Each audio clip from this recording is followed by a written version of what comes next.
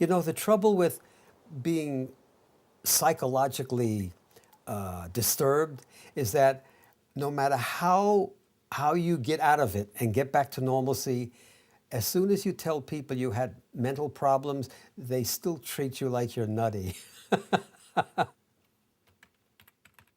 I walked in ever-decreasing concentric circles until I found my head up my ass. I was sitting in my house on 13th East, and I couldn't decide whether to have a hard-boiled egg, a scrambled egg, or eggs. I couldn't make that decision. I was there, stuck. And a friend said, let me take you to the hospital. And they took me right in. You know, I like to drive without a seatbelt. I really like the feeling of driving without a seatbelt.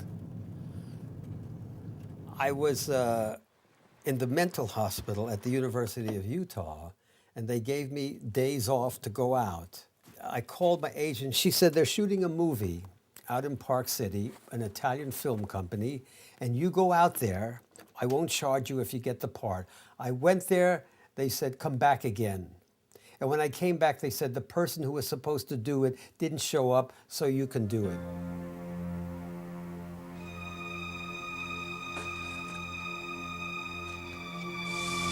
Can I help you? Coffee. There's no coffee here in Ilbog. It's the devil's drink. Eggs. You know, this is me. This is who I am. It's you know a lot about people by the toys they have. These are my people. These are my people. If they were to run for office, I'd vote for them.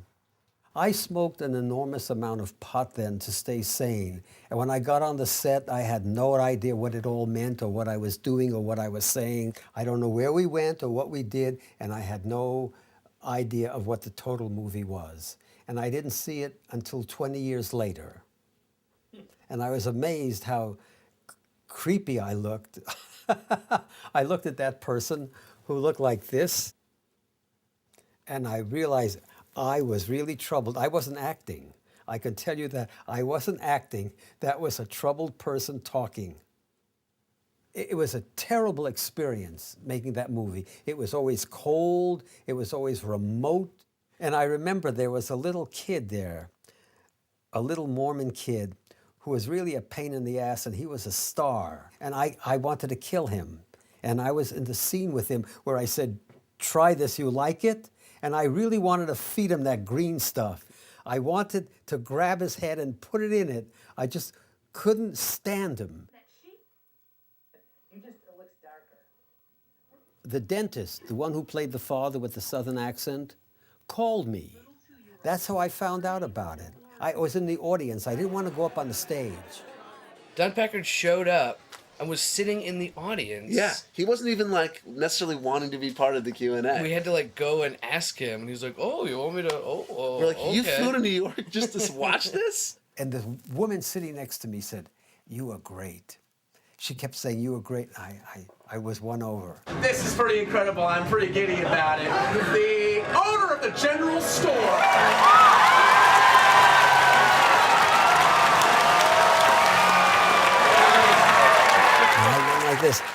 I went like this, and everybody applauded. I was thrilled.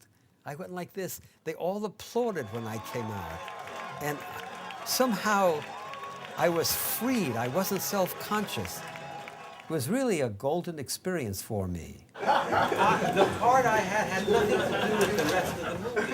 And I don't know the truth is, I don't know who these people were. Never felt that good in all my life. Really, I never was thrilled at being who I was until that moment in Manhattan.